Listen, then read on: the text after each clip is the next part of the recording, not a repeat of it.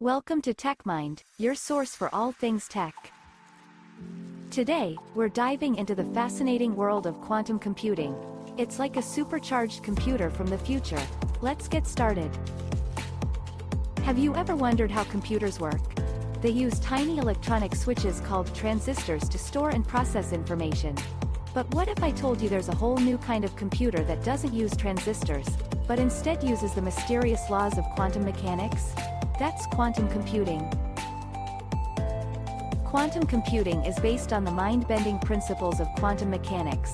Instead of using bits like regular computers, which can be either 0 or 1, quantum computers use quantum bits, or qubits, which can be 0, 1, or both at the same time.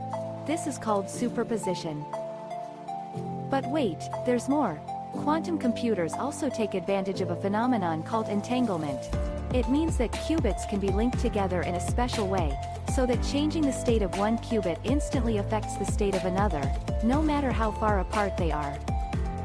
All these mind-boggling properties of quantum computing allow these computers to solve certain problems much faster than classical computers. They could revolutionize fields like cryptography, optimization, and even drug discovery. But there's a catch. Quantum computing is still in its early stages, and scientists face many challenges in building reliable and scalable quantum computers. Keeping the fragile qubits stable and minimizing errors are just a couple of the hurdles they're working to overcome. And that wraps up our journey into the world of quantum computing. We hope you enjoyed learning about this exciting field. If you have any questions or comments, feel free to leave them in the comments section below. Don't forget to subscribe to TechMind for more exciting tech content, and hit the notification bell to be notified of our latest videos. Thank you for watching, and we'll see you in the next one.